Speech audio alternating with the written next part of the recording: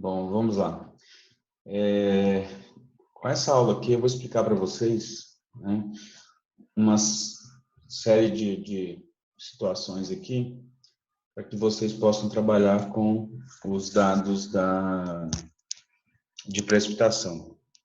Lembra que o que eu falei com vocês até agora é o seguinte: nós usamos alguns dados de precipitação, algumas séries históricas, na verdade, já com as séries, né, específicas, no caso total anual e máxima diária anual. E essas séries foram usadas lá na metrologia estatística, né, que foi o assunto anterior, mas na verdade eu poderia ter trabalhado com vocês lá com outros tipos de outro tipo de dado, por exemplo, série histórica de vazão, série histórica de temperatura, série histórica de umidade relativa, velocidade do vento, qualquer outra coisa, né? O conteúdo, então, da metrologia estatística era uma aplicação, na verdade, que vocês, né, para que vocês entendessem os métodos, os procedimentos que nós costumamos utilizar em hidrologia estatística, mas ele não necessariamente tinha que ser feito como a gente utilizou naquele momento dados de precipitação, tá? Então, a primeira coisa que a gente vai ter que ver agora, depois daquela aula já que eu passei para vocês, né, que eu comentei com vocês, de onde buscar os dados, né, seja no site do HidroWeb, onde você consegue os dados tanto de vazão quanto de precipitação, dados fluviométricos quando é de vazão e dados pluviométricos quando é de precipitação. No caso, agora a gente vai estar preocupado em analisar, né, os dados de precipitação, ou seja, dados pluviométricos. Então, né, vocês têm que ter agora, a partir de agora, saber montar as séries históricas que forem necessárias, mas para isso a gente tem que ver uma série de passos aqui para entender tudo que precisa ser feito para fazer qualquer tipo de análise. Em medida que a gente for avançando nesse assunto, né, no caso precipitação, eu vou detalhando para vocês algum desses outros passos aí. A primeira coisa que eu quero que vocês tenham em mente é a questão de preparo preliminar dos dados, né? Quando você pega uma série histórica, é muito complicado você pegar uma série histórica, por exemplo, e trabalhar esses dados sem nenhum critério, sem nenhum cuidado com a análise preliminar, tá? Lógico que às vezes, quando a gente passa para vocês, né, para fazer qualquer coisa do tipo didático, você não vai ter que ficar voltando para fazer tudo isso, porque senão não faz sentido. Mas, por exemplo, num trabalho, vamos exercendo a profissão de vocês, né? Se caso vocês estiverem trabalhando com esse tipo de informação, é importante vocês entenderem que para usar qualquer tipo de dado, que a gente chama de dados brutos, né, dados que estariam, por exemplo, como é o caso do sistema, né, do HidroWeb, uma série histórica, por exemplo, é importante que vocês tenham em mente, então, que pode existir algum tipo de erro e que essa análise preliminar poderia te dar um norte em relação a isso, para saber se você tem que ter algum cuidado a mais ou até mesmo tem que fazer um tratamento desses dados para que isso seja corrigido. Vamos lá, a primeira coisa que eu queria colocar para vocês é que a precipitação, né, como a gente já comentei com vocês, ela é unidade de milímetro, ou seja, litro por metro quadrado, tá? E na precipitação, no Brasil, por exemplo, né, a gente tem aí Poços de Caldas, por exemplo, em média chove no ano 1.700 milímetros. Na América do Sul chove no ano, em média, 1.600 milímetros. Então, está muito próximo da média de Poços de Caldas. E no Brasil também a média é 1.600 milímetros. Só que a gente tem situações, né, onde, por exemplo, no Brasil chove 400, 500 milímetros, tá? Semiárido nordestino, por exemplo, é uma situação dessa. E tem situações que chove mais de 4.000 milímetros, 4.500 milímetros, por exemplo. Então, a gente tem uma variação grande, apesar da média ser em torno de 1.600 milímetros. O que eu quero dizer com isso, na verdade? Porque os dados, né, a série histórica, você vai ter acesso aos dados diários, né? E com os dados diários, a primeira coisa que você pode notar é se existe algum valor discrepante, algum valor muito grosseiro, né, que você possa corrigir. Então, vamos supor, se você encontra na sua série histórica, num único dia, num único registro de 24 horas, 500 milímetros, você já pode desconfiar desse valor, tá? Porque para o Brasil, aí a gente pode focar agora na questão do Brasil, né? Isso, digamos, é improvável em qualquer região do mundo, mas só para você pensar aqui pelos valores que eu coloquei para vocês, Se chove, em média, né, entre 500 e 4.000 milímetros, por exemplo, com uma média, na verdade, de 1.600 milímetros no Brasil, como é que em 500 milímetros você encontraria num único dia? Então, isso aqui é muito provável que seja um erro grosseiro. Um erro grosseiro do tipo que, na verdade, o correto seria digitar, por exemplo, 500, né, 50 milímetros, e na hora de digitar esse valor, né, por exemplo, no teclado, colocou um zero a mais lá, digitou 500 milímetros, ao invés de 50. Então, é muito mais provável que esse valor fosse 50 do que 500. Lógico que esse erro grosseiro que eu estou chamando a atenção aqui, né, estou dando esse exemplo de 500, que pode ter um erro de digitar 50, para facilitar o entendimento, né, para deixar bem destacado esse valor, o que seria esse erro grosseiro. Alguns outros valores são mais complicados, né? Por exemplo, vamos supor que você teria lá um valor de 12 milímetros, na verdade foi digitado 120, tá? Aí o que acontece? Isso aqui já é mais difícil de encontrar, esse erro só no visual. O que você poderia fazer é analisar as estações, né, que estão próximas a essa estação que você está analisando, para ver se de fato nesse dia teve essa chuva realmente de 120 milímetros. Porque a chuva de 120 milímetros não é uma chuva pequena, né? Não é um total acumulado pequeno.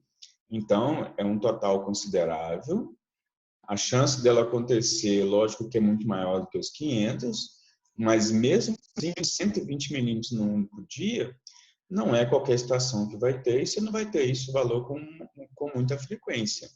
Então, aqui já é um pouco mais difícil, mas, por exemplo, se fosse o caso de ser, né, 20 milímetros ou 12 milímetros, por exemplo, né, errando aqui, na verdade, só pensando nos dígitos, ou, né, digitar um número a mais e coisa do tipo, então é um erro um pouco mais difícil de encontrar que o do 500, mas é possível encontrar se você faz uma análise com outras estações, tá? As causas mais comuns, então, desses erros, né, chamamos de erros grosseiros, são as observações, né, preenchimento errado no valor na caderneta de campo. Quando esse dado chega, para chegar até o sistema, obviamente, né, para o DREB, para você ter a consulta, você precisou ter esses dados observados em campo, feito um preenchimento na caderneta, e depois de um tempo que essa caderneta é enviada, tá? Para que possa ser utilizado, então, essas informações lançadas no sistema. No caso aqui, um outro erro também, né? Tem que imaginar o seguinte: o operador, às vezes, ele usa, né, alguns dispositivos, alguns equipamentos lá para fazer a medição. Então, por exemplo, proveta. Ele pode estar, na verdade, fazendo uma soma de provetas para depois chegar no total e registrar ali o total acumulado. Então, vamos supor que ele tinha aqui, na verdade, 4 provetas e meia, que ele contou e, na verdade, eram 5,5. Ou eram 6 provetas e ele contou, na verdade, 5, né? Ou era 6 provetas e 250 ml e ele contou, na verdade, como se fosse 4 provetas apenas. Ou seja, na verdade, isso era uma soma, né? Anotando meio que de cabeça ali, depois não lembra qual o valor, qual o número de provetas, quantas vezes ele encheu o recipiente para ter a informação do total precipitado. Então, isso é um problema que pode acontecer. Então, o outro problema também, além dessa soma errada de provetas ou do preenchimento de caderneta errado de campo, é o valor estimado pelo observador, ou seja, ele não está no local, né? Mas ele quer falar que chove, que, por exemplo, que sabia da chuva, né? Que choveu na região, e ele vai chutar um valor lá para aquele dia, porque ele não foi e está com medo de sofrer, por exemplo, alguma represália né, dos responsáveis por aquela observação, por aquela estação. Então, isso, infelizmente, pode acontecer. A outra coisa é crescimento de vegetação ou de obstrução próxima ao posto de observação, né? Pode chegar ao ponto, por exemplo, de ficar inviável, de inviabilizar aquela estação. Se há, por exemplo, tem uma vegetação, uma árvore crescendo ao lado e tal, coisa do tipo, essa árvore pode, inclusive, obstruir parcialmente ou totalmente essa estação, esse posto de observação, e não consigo mais trabalhar, inclusive tendo que fazer o quê? A desativação dessa estação. Então, isso tem que tomar cuidado com a manutenção ao lado da estação, ao redor, né, da estação. Outra coisa, danificação do aparelho, né? Pode ser que tenha lá, por exemplo, aparelho danificado e esse aparelho pode deixar de registrar totalmente, registrar no zero. Ele pode registrar um valor errado, por exemplo, né? Tem toda uma calibração, essa calibração pode ser perdida. É muito comum os equipamentos, por exemplo, eles falam em fazerem o que a gente chama de caçambada, né? Ou seja, à medida que atinge um certo valor, ele joga fora aquela água, aquela quantidade para receber mais. Então, é muito comum essa calibração ser de 10 milímetros, né? E, por exemplo, ele fazer uma caçambada com 9 milímetros ou até mesmo com mais, né? Mais é mais difícil, mas com menos é mais comum.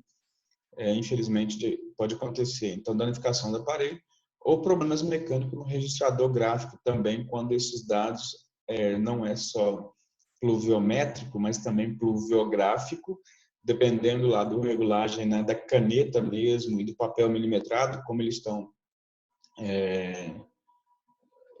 lá, digamos, né, no equipamento, pode ser que nesse equipamento tenha algum problema desse registrador, então, gráfico, desse pluviógrafo, e fazer a leitura errada, do tipo, para subir até o valor de 0, né, de 0 a 10 em pluviograma, 0 a 10 milímetros, é para subir até 10, ele volta antes ou não chega até o final, a caneta não indicou que chegou até o final daquela escala, né, do registrador gráfico. Então, isso aqui só algumas possibilidades, que algumas são mais fáceis de verificar, outras um pouco mais difíceis, né?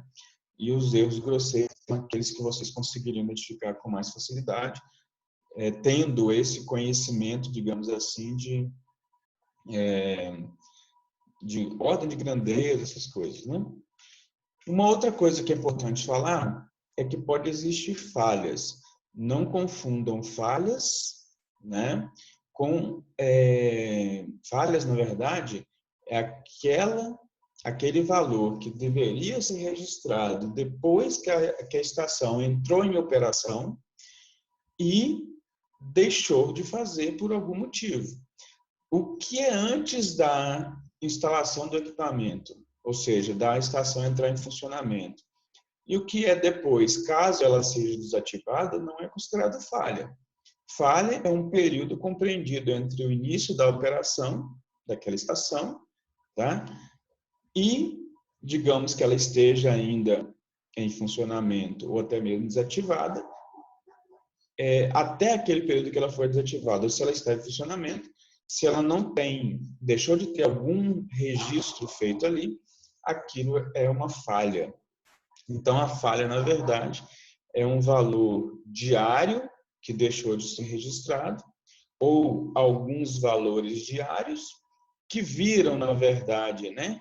Eles viram falhas mensais e viram falhas anuais. Então, mesmo que tiver uma falha de um dia, na verdade, essa falha de um dia vai virar uma falha num ano, né? Vai virar uma falha no mês e vai virar uma falha no ano. Então, as falhas podem ser por ausência do observador ou defeito no aparelho, né? Por exemplo, né? Ausência do observador. Ou ele teve um problema de saúde, né? Ou aqueles casos onde, por exemplo, um feriado, ele não estava presente, coisa do tipo assim. Então, né, uma coisa do tipo que ele deixou de fazer a leitura. Então, a ausência do observador é uma das falhas. Os defeitos no aparelho, né, às vezes manda o aparelho para manutenção, não tem como repor para fazer a medição de forma subsequente, então acaba perdendo informações. E como o registro é diário, né, é muito importante que a gente tenha séries contínuas. Mas, infelizmente, no Brasil, a gente tem sérios problemas com essa questão de séries contínuas, né? A gente tem muito problema para ter uma série considerada boa. Depois eu vou passar para vocês aí o que seria uma série considerada boa em termos de número de anos, mas só para vocês terem ideia que o ideal seria, então, a gente sempre fala em torno de 30 anos ou mais aí de série histórica para que seja considerada uma boa série histórica. Não se deve realizar o preenchimento de valores diários. É lógico, gente, que para ter uma falha, né, uma falha anual, eu preciso passar por um valor diário que deixou de ser registrado. Eu preciso passar por valores mensais que deixaram de ser registrados. e para chegar nessa falha anual. Então, é lógico, né? Se tem uma falha de um dia, vai gerar uma falha no mês, daquele dia, e vai gerar uma falha anual. Eu posso ter situações onde eu perco o mês todo e vai gerar uma falha anual. Eu posso ter situações onde eu perco vários meses na sequência e vai gerar, por exemplo, falha anual ou falhas anuais. Qual que é a grande questão aí? Eu vou explicar para vocês 3 procedimentos para fazer preenchimento de falhas. Então, lógico, né? As falhas vão ser diária, mensal ou anual, tá? Eu posso ter falha de ano todo, ou de anos, vários anos. Eu posso ter falha de meses, tá? Um mês ou vários meses. Eu posso ter falha de um dia ou vários dias. Só que tem um detalhe, eu nunca vou preencher uma falha diária. Ou eu trabalho o preenchimento mensal ou trabalho o preenchimento anual. Mas para que serve esse preenchimento? Na verdade, é para você tentar reconstituir essa série e torná-la uma série contínua, uma série onde não haja falhas na observação. Lógico que nesse caso a gente está falando de dados que serão, né, trabalhados de forma mensal ou anual. Tá? Nós trabalhamos com uma série histórica, por exemplo, que era diária, máxima anual, né? E a outra que era precipitação total anual. Mas, repetindo então, a gente nunca faz preenchimento com dados diários. Ou a gente faz preenchimento mensal ou faz preenchimento anual. Ok? Eu tenho 3 métodos para apresentar para vocês aqui de preenchimento de falhas. Mas antes de explicar esses métodos, eu vou explicar para vocês que para fazer, né, uso então desses métodos, vocês precisam, na verdade, de ter no mínimo 4 estações. Uma estação, que é o que você vai analisar, vai trabalhar com ela, né? Essa estação é o seu foco do seu trabalho, é o foco do preenchimento. E mais 3 estações, conhecidas como estações de apoio, tá? Essas estações de apoio, elas servem, então, para fazer o preenchimento dessa estação analisada. Então, vamos supor que você esteja trabalhando com Campinas, né? E essa estação analisada em Campinas, você pode pegar uma outra de Campinas para apoio, não tem problema nenhum, tá? Trabalhar com outra da mesma cidade, ou mesma região, mesmo local. Você pode trabalhar com uma outra, né? Um apoio de, vamos supor aqui, Sorocaba, e pode trabalhar, por exemplo, com o apoio de Itu. Então, uma estação Campinas é a estação sua de interesse, onde você quer preencher as falhas, e tem ainda as estações de Campinas, que é a outra Campinas, não é a mesma que você está analisando, né? Não é a mesma que tem falhas. Uma que é Sorocaba, por exemplo, e uma que é Itu. Ou seja, você precisa, então, para fazer o preenchimento das falhas da estação que você está analisando, a Campinas, você precisa de uma Campinas, de uma outra, né, Campinas. Por exemplo, você precisa usar uma Sorocaba e uma de Itu. Né? Isso aqui eu só chutando, dando alguns exemplos para vocês de possibilidades. O que você precisa fazer agora, então? Você precisa saber se existe uma correlação entre essa Campinas que você está analisando e a Campinas de apoio, se existe uma correlação entre a Campinas e Sorocaba e se existe uma correlação entre a Campinas e Itu. Então, essa correlação é uma correlação linear, que nós vamos fazer um ajuste linear desses dados para verificar ou mês a mês ou ano a ano se essas estações têm correlação. Mês a mês, eu pegaria, por exemplo, janeiro, comparo com janeiro, fevereiro com fevereiro, março com março e assim por diante. Então, quando eu for comparar Campinas, com a outra Campinas, vai ser janeiro de uma com janeiro da outra, fevereiro de uma com fevereiro da outra e assim por diante. Esses valores, inclusive, podem ser médios já de longo período, como a gente fala, né? Média de vários anos. Quando eu for comparar Campinas com Sorocaba, vai ser janeiro de Campinas, vai ser janeiro de Sorocaba, fevereiro de Campinas, fevereiro com Sorocaba, e assim por diante. Mas eu também posso fazer uma comparação anual, né, de total anual, ou seja, ano de 45 de Campinas com ano de 45 da outra Campinas, ano de 45 de Campinas com ano de 45 de Sorocaba. Aí, na sequência, seria 46 de Campinas, 46 de Sorocaba, 47 de Campinas, 47 de Sorocaba, e assim por diante, né? Então, você compara mês a mês ou você compara ano a ano para ver se tem boa correlação, né? Se uma estação ela tem, né, te permite fazer o preenchimento da outra. Eu não posso pegar qualquer estação, tá? Eu vou explicar para vocês aqui. Aqui tem 30 anos, está falando de 10 anos de dados, tá? Está falando de 10 anos de dados aqui, mas eu prefiro falar com vocês, trabalhar com no mínimo 30 anos, ok? Ao invés desses 10. Depois eu vou explicar mais com detalhes para vocês em relação a isso, mas, e antes também de falar as equações, as possibilidades aqui, eu quero explicar para vocês melhor o que seria, então, essa correlação. Como é que eu chego numa correlação? Como é que eu sei, né, usar, como é que eu trabalho, então, essas correlações, ok? Vou pegar aqui, então, uma situação aqui para mostrar para vocês, que é o seguinte. Isso que eu peguei aqui é uma série de dados, tá? Que são médias de janeiro até dezembro, inclusive com o total anual. Então, aqui, por exemplo, a Aimorés, uma localidade em Minas Gerais, onde eu tenho aqui 12 informações, que é de janeiro a dezembro. Eu vou fazer a correlação dessa Aimorés com essa Araçuaí. Então, eu vou fazer correlação de Aimorés, aqui, ó, Aimorés com Araçuaí, tá? Aqui eu tenho 12 informações, aqui também eu tenho 12 informações, ou seja, janeiro com janeiro, fevereiro com fevereiro, né, e assim por diante até dezembro, tá? Esse final aqui é o total anual. Como é que eu faço correlação, então? Eu vou aqui, né, em inserir, desculpa, vou marcar aqui as duas linhas, valores de janeiro, então, vão ser confrontados com janeiro, sempre aqui no caso, né, esse exemplo é Aimorés com Araçuaí, janeiro com janeiro, fevereiro com fevereiro, março com março, assim por diante.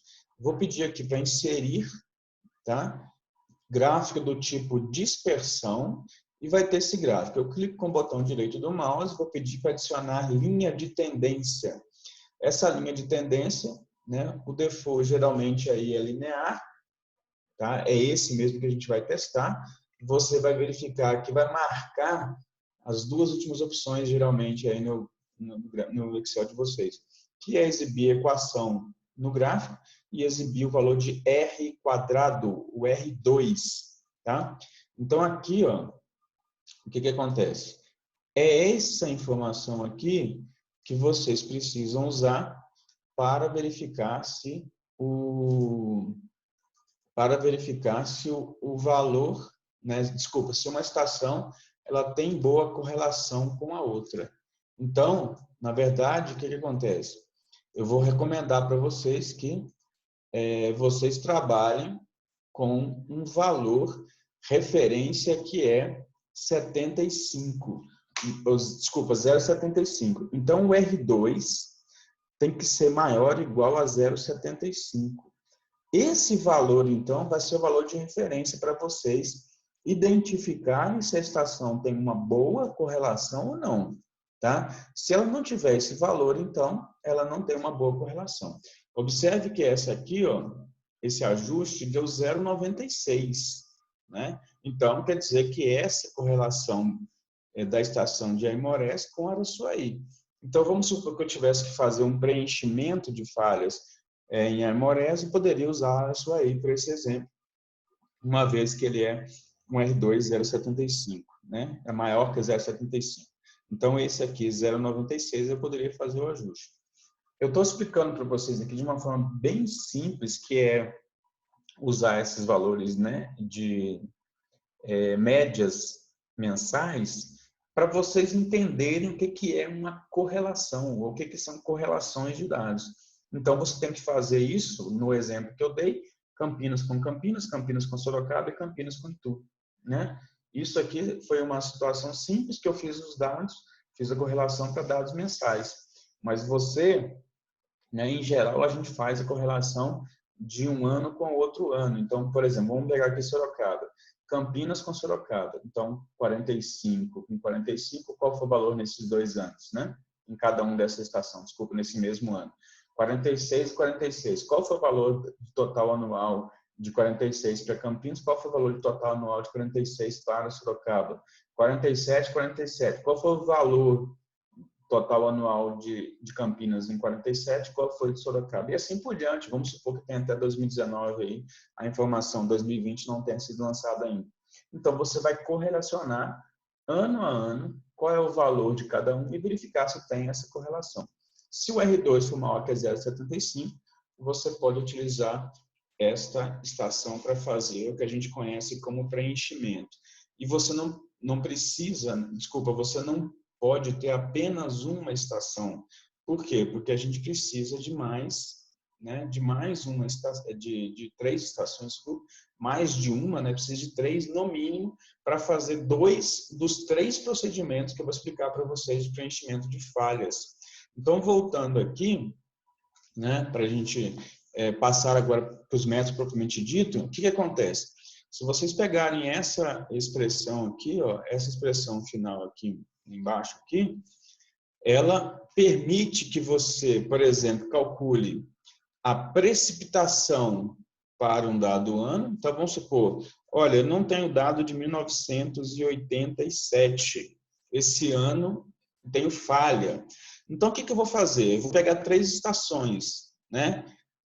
Que tenha o dado de 87 e vou verificar qual foi o total precipitado em 87 para Campinas, é o PX1, Campinas, né? Apoio, é o PX1. Qual foi o total precipitado para anual precipitado para Sorocaba? Vai ser o PX2, por exemplo.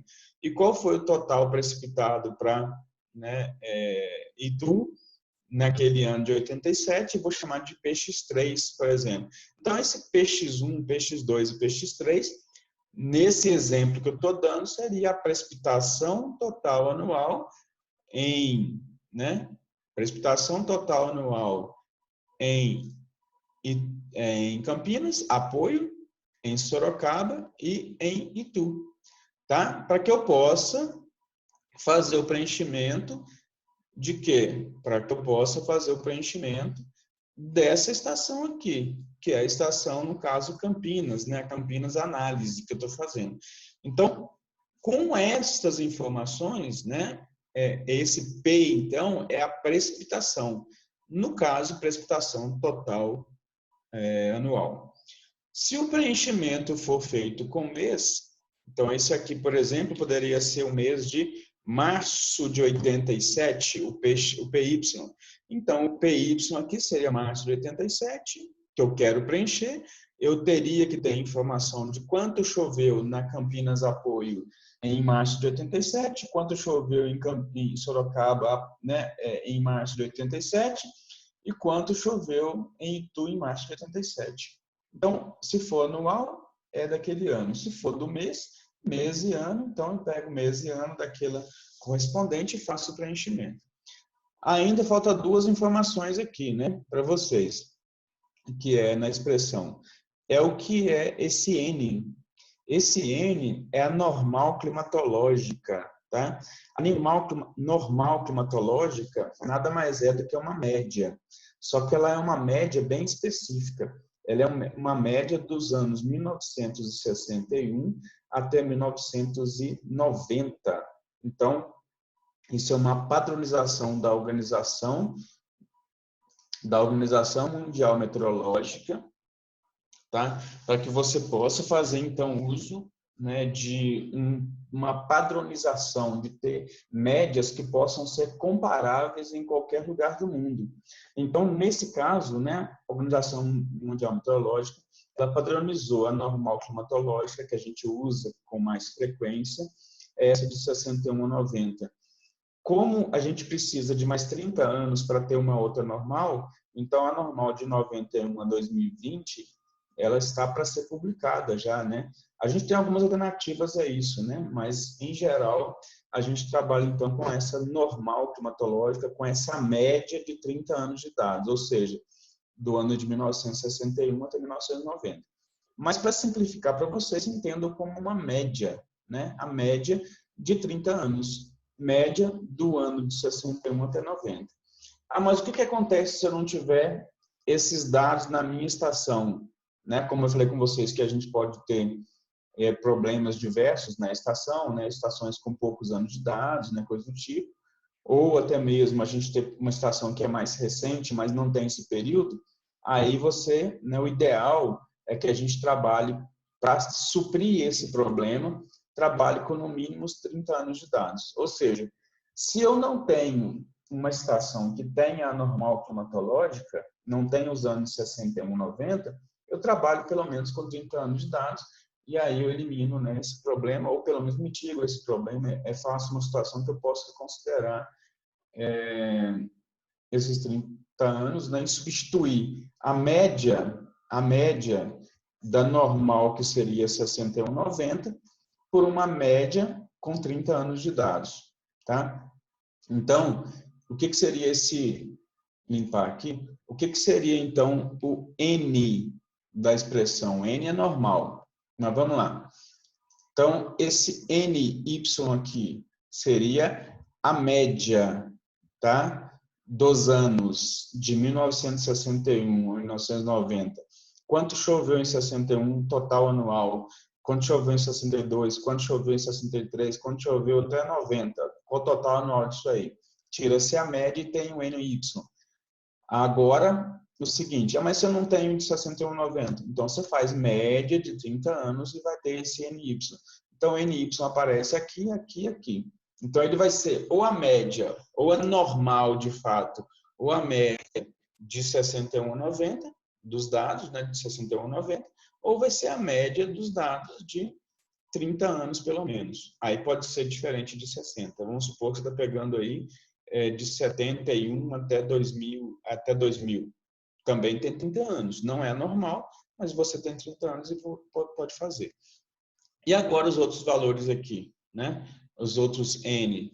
O NX1, tá? É a normal ou a média, né? De 30 anos da Campinas Apoio, ok?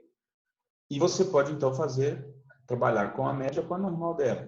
O que é esse NX2? É a média ou a normal de Sorocaba. O que é esse NX3? É a média ou a normal de Sorocaba. Então, com isso, tendo essas informações, vocês vão ver que tem razões aqui, então, das médias, né? Isso aqui é uma ponderação que é feita e vai chegar, então, a encontrar quanto que vale a precipitação naquele dado ano para a Campinas, que é a análise. Então, você tendo as informações das médias e da precipitação do ano que você tem interesse que faça o preenchimento, você consegue, então, preencher né, o valor que está em falta na sua estação, que está em falha na sua estação. Tá? Então, esse é o primeiro método, é conhecido como método da ponderação regional. E você usa, então, para isso, essa expressão aqui, né? Onde eu expliquei que precipitação ou é o total anual ou é o total mensal, e N ou é a normal climatológica, ou seja, a média dos valores de 61 a 90, ou né, é a média de quaisquer 30 valores, independente do ano que ele ocorreu. Tá bem? Então, essa é a primeira situação, o primeiro método aí. Tem mais dois métodos ainda. Aqui tem as normais, depois eu passo para vocês com mais detalhes sobre isso, mas é o exemplo que eu dei. O método da regressão linear, ele é direto, né? É explicar para vocês o seguinte, né? Não precisa fazer isso aqui que está no material aqui, porque vocês vão pegar, simplesmente fazer isso aqui, ó. Qual que é o valor que você tem aqui? Você ajustou uma equação. Então, vamos supor que isso aqui fosse anual, tá? Só para dar um exemplo. Então, Y seria a precipitação da sua estação em Campinas. E vamos chamar aqui de X, que a melhor correlação foi Sorocaba. Então, eu vou fazer o quê? Eu quero preencher o ano de 1987. Então, aqui, Y vai ser a precipitação de Campinas que eu quero preencher, ou seja, a precipitação do ano de 87 que eu não tenho. Aí eu faço o que no X? O X eu coloco a precipitação, ou seja, qual for o total anual de Sorocaba, vou usar essa equação aqui e vou chegar no valor. Lógico que essa equação, como não foi registrada para total anual, ela não ficaria muito lógica desse ponto de vista que eu estou falando com vocês, né? Mas é só para mostrar para vocês que o X aqui seria a precipitação do ano de interesse e o Y seria a precipitação da estação que eu quero preencher. Ou seja, eu não tenho o ano de 87 de Campinas e vou preencher pegando o ano de 87 de Sorocaba. Imaginando, nesse exemplo nosso, que comparativamente Campinas, Sorocaba e Itu, aquela que deu melhor correlação foi Sorocaba. E por isso que eu usei ela para fazer o preenchimento. Então, esqueça um pouco essa questão aqui do exemplo, desse procedimento todo aqui, né? Desse procedimento todo. Esqueça um pouco isso e considere apenas essa questão aqui que eu falei com vocês, então, que esqueça um pouco, então, isso aqui e considere apenas lá o valor da regressão. Não precisa fazer esse passo a passo aqui de somatório, não, porque não faz muito sentido para a gente mais, né? Aí, o terceiro e último método que eu quero explicar para vocês é um método, tá? Da ponderação regional com base em regressões.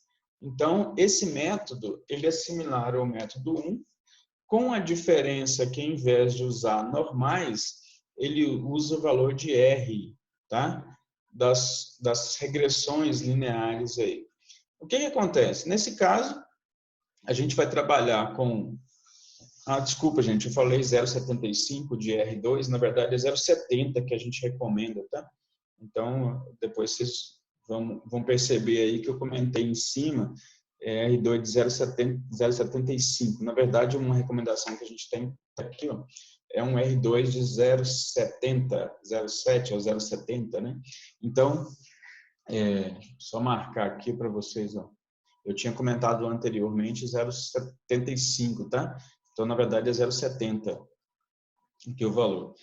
Se esse valor é 0,70 de R2, se você extrair a raiz, né, valor menor que 1, quando você extrai a raiz, ele vai ser maior que 1. Você vai chegar, então, no valor de 0,84. Então, na verdade, o R2 maior do que 0,70 é um R maior que 0,84. Tá? Então, nesse caso, né, a gente tem essa referência aí para trabalhar com, para ver se deu boa correlação ou não, e a partir desse momento a gente faz uso desses valores aqui, na verdade, de R e não R2, aqui a gente usa R, né, para fazer esse valor. Então, por exemplo, vamos supor que eu tenha um R, tá? Um R, já fazendo então a extração da raiz, um R igual a 0,96, tá? Um R igual a 0,87 e um outro R igual a 0,90, vamos supor. Então, vamos lá. Então, vamos supor que Campinas, né, seja 0,96, Sorocaba seja 0,87 e vamos supor que Itu seja 0,90. Então, esses valores aqui de R, X, Y, X1 implica o quê? Que a correlação feita com Campinas, análise com Campinas apoio, deu 0,96. Tá? Aqui, por exemplo, RX2, YX2 significa que a correlação feita de Campinas com Sorocaba deu 0,87. Aqui, por exemplo, significa que a correlação de Campinas com Itu deu 0,90. Então, eu repito esses valores. Vamos supor que estou trabalhando com 3 estações só, então o restante não vai aparecer. Esses 3 valores vão aparecer aqui embaixo, né? Ou seja, o 0,96, 0,90, 0,87 e 0,90. Tá? Aí aqui, se o preenchimento for anual, então, de novo, o ano de 87 para a estação Campinas Apoio, o ano de 87 para Sorocaba, o ano de 87 para Itu. Com essas informações, então, eu vou chegar e vou conseguir fazer o preenchimento do valor que eu não tenho na minha estação analisada de Campinas do ano de 87. Então, isso pode ser feito com ano ou pode ser feito com mês. Se eu for preencher o mês de março de 87, obviamente que esses valores aqui, de Campinas, apoio, de Sorocaba e de Itu, tem que ser os valores do mês de março. Aí eu preencho março aqui. Se eu trabalho com ano aqui, valor anual de 87, valor anual de 87 para Sorocaba, valor anual de 87 para Itu, eu vou ter o valor preenchido do ano de 87, tá bem? Então é assim que a gente faz esse método aqui de ponderação regional com base nas regressões lineares. Então são 3 procedimentos, né, esses procedimentos que eu queria explicar para vocês, mas em resumo é o seguinte: antes de começar a fazer isso, vocês precisam, tá? Precisam fazer correlação. Então, vocês precisam, a partir de agora, achar uma estação, como no exemplo eu coloquei aqui, Campinas, e achar 3 estações de apoio com, no mínimo, 30 anos cada uma, e que, no mínimo, o R2, ou seja, a correlação entre elas, seja 0,70. Tá? A partir do momento que vocês fizerem isso, né, e entenderem como se faz a correlação, eu vou explicar para vocês, né, diversas análises que podem ser feitas em função disso. Tá? Então é isso que eu queria explicar nessa aula para esse momento, por enquanto. Tá bom? Até mais.